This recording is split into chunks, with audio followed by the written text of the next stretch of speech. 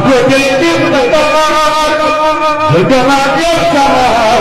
mari sekarang mari sekarang mari sekarang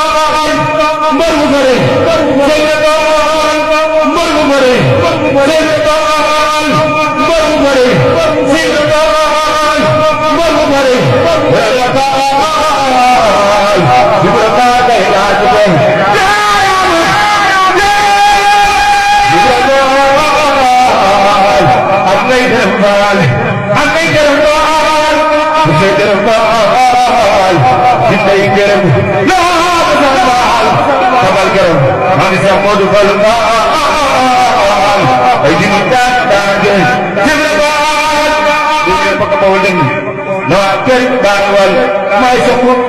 dua diwan boleh pak dikojen